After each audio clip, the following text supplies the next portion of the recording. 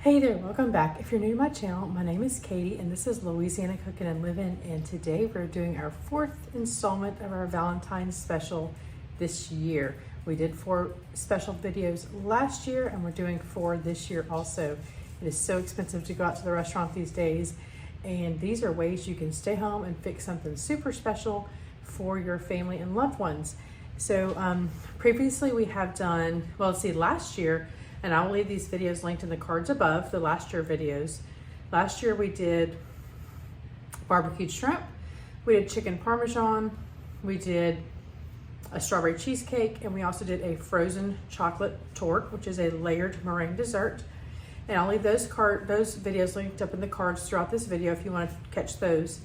And then the 4 this year, where we started off with if you just go back to the videos right before this, you'll be able to find those easier than having to filter back through a year ago for the other ones. So this year we did we did a steak Alfredo pasta. We did chicken brine, a copycat recipe from Carrabba's Italian restaurant. We did a dessert was, oh, this is kind of crazy. This has been a week ago. Oh, an angel food cake. I had never made an angel food cake before, and it was so yummy. It was very easy to make, so light and refreshing. There are so many variations you could do on that. It calls for vanilla extract. A lemon extract would have been wonderful in there with the berries. So if you've never made angel food cake before, great video to check out because it was so easy to make. And then today we are doing our last dessert, and that is going to be my famous chocolate cake. I have made this cake a few times for a groom's cake, and I decorate it with chocolate buttercream and chopped Reese's peanut butter cups. But today I'm doing it a little different. I do it 2 different ways when I make it. I either make it with a bundt cake with a chocolate ganache over it, and then do the chopped Reese's peanut butter cups in the center, or I do it as a layered cake with the buttercream icing with the peanut butter cups. And I will drop in some pictures real quick of the groom's cakes I've made.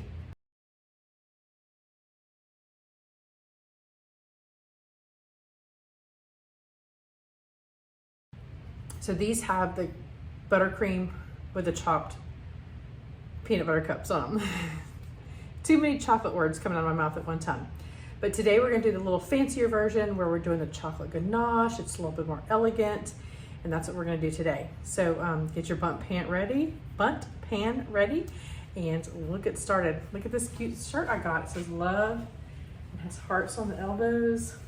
Just getting the little Valentine's spirit here. So we're gonna go ahead and get started and get this cake going. I've made this cake so many times and everybody just loves it. So let's get started. Before we get started, I really want to mention how this cake base is going to be. I am a sucker for a cake mix, but as I've gotten a little older, done more research on my food products, I'm realizing that all the things that are in our processed foods are not good for our bodies. So I was really looking for an organic option for a cake mix, and I found this on Azure Standard. If you want to check out Azure Standard, there's a link in the description box. They are a monthly delivery service for organic, mostly organic foods are what they specialize in. They have household goods, they have gardening equipment, they have stuff for your chickens.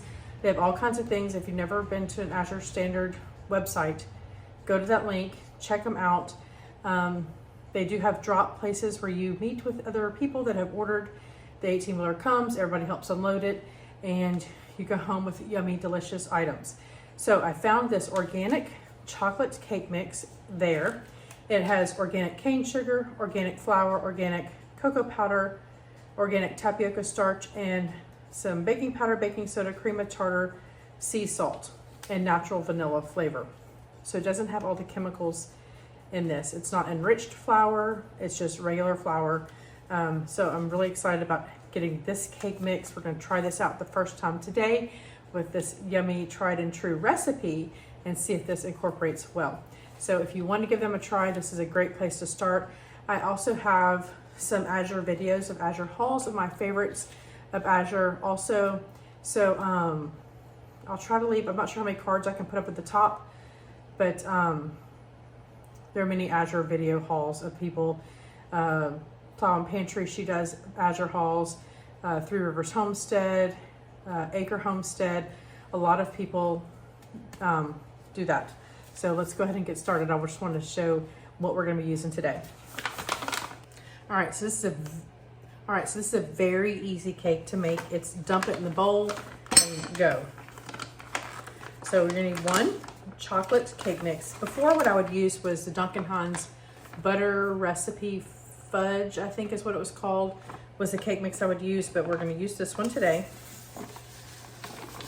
I know they have gluten-free cake mixes. There's just all kinds of cake mix options out there to make our lives a little bit easier when we're making something special and homemade. While I'm getting my ingredients in the bowl, I do need to put something in the microwave to get it ready. I have 2 ounces of chocolate chips in here that I'm just gonna melt in the microwave. When you melt in the microwave, you want to make sure you microwave on 50% power and stir often so that you do not burn your chocolate. So I'm gonna get this in the microwave and get that going. All right, to our cake mix, we're gonna add 1 cup of sour cream. Sour cream I add in most of my baked goods and cakes, things like muffins, zucchini bread, cornbread. It just makes your cake very tender. So we have our 1 cup of sour cream. Next, we need 1/2 cup of cold coffee. You can use water if you don't have coffee in your house, but coffee really brings out the flavor of chocolate, and this cake is super chocolatey. So we have 1/2 cup of cold coffee. Into that, we're gonna add 1/2 cup of oil. You want a neutral flavor oil. I'm using avocado oil. If you want to use an olive oil, you're going to want to use a regular olive oil, not extra virgin, because it has a very strong flavor. You can use some melted or liquid coconut oil, or you can use regular vegetable oil, but I'm using avocado oil. So we'll dump these 2 in here.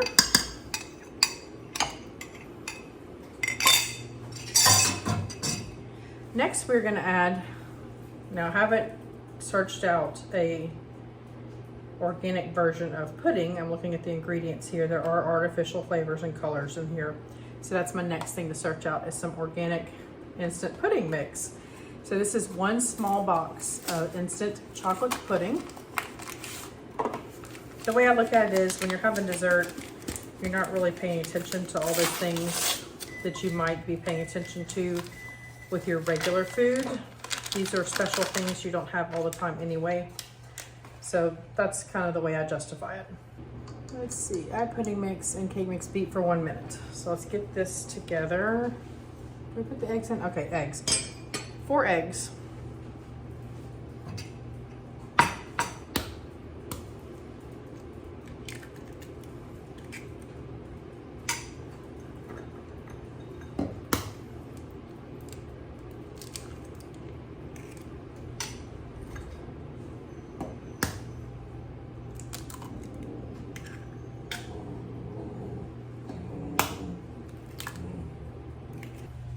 All the school buses are coming home and dropping kids off, and so little Cider Rose is not having it. All right, so we're going to beat this together for 1 minute. All right, we're gonna scrape down our sides. The smell of chocolate is already so yum. And then our little melted chocolate here, we're going to, oops, get that in our bowl and not on the counter.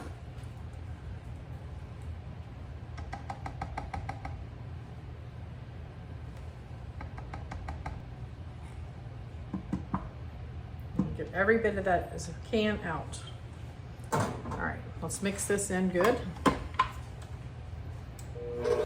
All right, so you want to make sure you grease and flour your pan, if you're using a bundt pan, really well. You can do this as a layered cake. Like I said, this would do like a 2-layer 9-inch cake. or 8-inch, depending on what you had and what size you wanted to make. Or I've even done 3 8-inch cakes with this recipe. But just make sure you grease and flour bundt cake pans. This is a non-stick pan, and I still have to grease and flour this really well.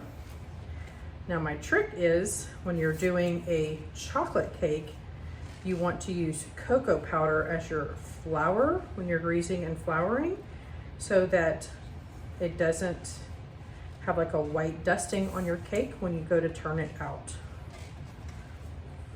So let me get this greased and floured or cocoaed, and we'll be back. All right, so we have buttered and cocoa powdered our bundt pan really well, including our center cone here. Now, when I went to my local grocery store, I looked for Ghirardelli baking bars, which is what I typically will chop and put in here. So if you can find those at your grocery store, I usually use the Ghirardelli semi-sweet chocolate baking bars. Sometimes you can find them in like the candy bar section, but most of the time when I look there, they are like flavored, like they have mint or almond or caramel or something in them. So I can't always find them in the candy bar section. So what I did was I just got the Ghirardelli 60%, which is close to a semi-sweet. So I think semi-sweet is like 55% cocoa. So these are just a little bit less sweet, but this cake is sweet enough that that is totally fine. And so what I usually do is I would get those baking bars and I chop them up into big chunks and throw them in here. Because it bakes and it softens them, but because you're not stirring it as it's baking, it doesn't melt into the cake. And so once you turn it out and it cools, you have these nice chocolate chunks throughout your cake. So I'm gonna put about half of this 10-ounce bag in here. Let's see, I'm getting about that much. So we'll stir these in.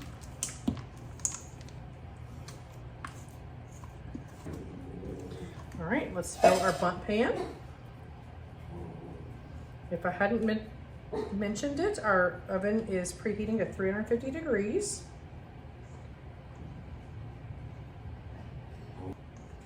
This cake is not going to taste like coffee at all. It's not a mocha cake. That amount of coffee just enhances our chocolate flavor.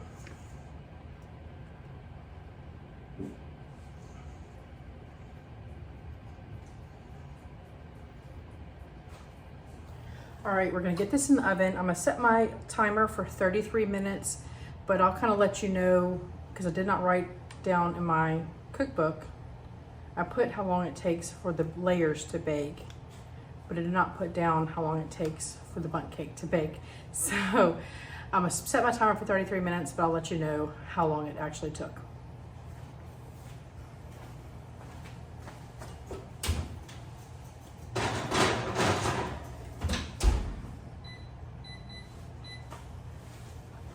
All right, we're gonna let this bake, and when that comes out of the oven, while it's cooling, we'll make our ganache to go over the top.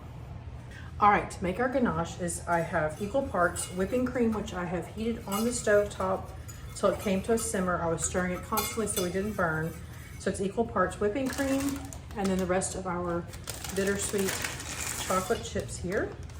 And the heat of the cream will melt our chocolate. And while we're letting that melt, I have 1, 2, 3, 4, 5. So 10 Reese's peanut butter cups here. We're going to give this just a rough chop. This is what we're going to kind of decorate our cake with.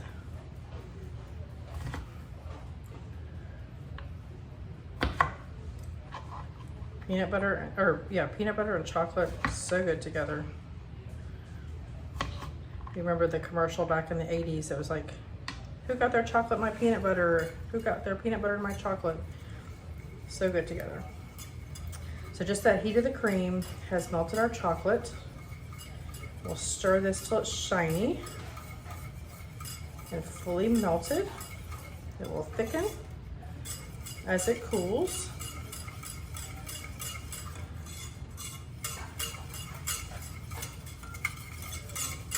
All right, I'm gonna let this cool for a minute or two just to make sure it's nice and thick and it'll set up pretty.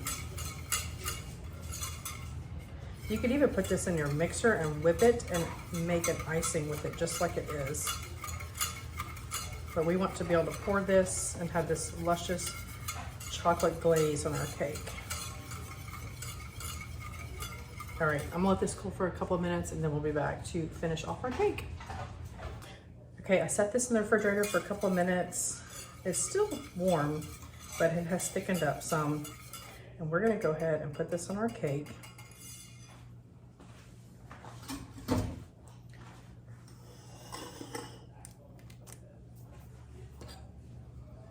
The cake is still warm too.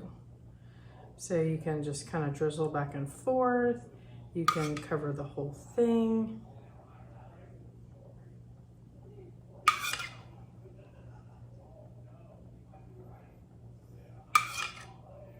If you did want to use peanut butter cups, you could certainly put some like raspberries or strawberries in the center here, especially for Valentine's Day.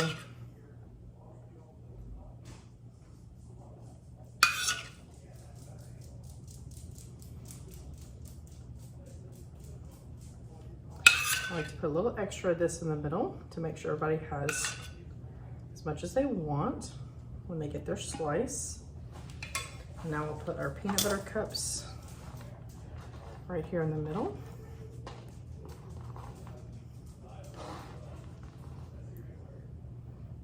You want to sprinkle some around the cake.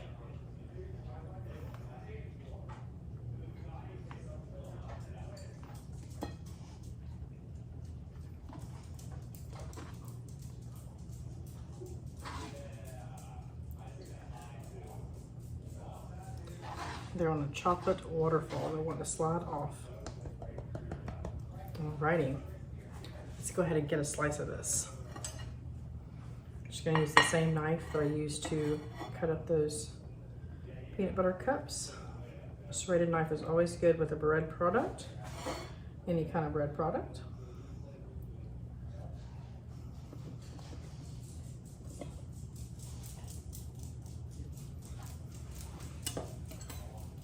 I'm gonna use my fork.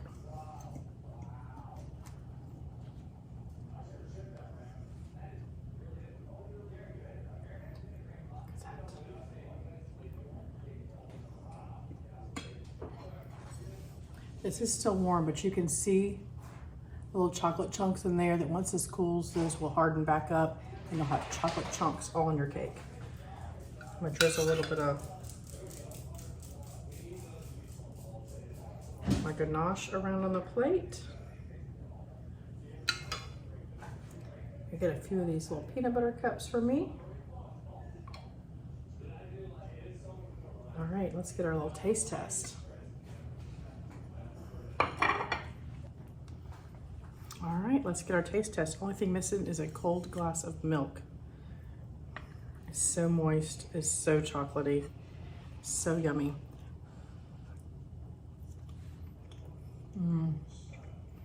It's still warm. That is so good. And I have to say that as your standard organic cake mix, perfect. Works great in this. Well, I hope you give this recipe a try. Thanks for watching. And if you want to catch up on any other videos, I'll leave a playlist over here. And then you can check my logo here, and then I'll be subscribed if you haven't subscribed before. We hope to see you next time. Thanks for watching.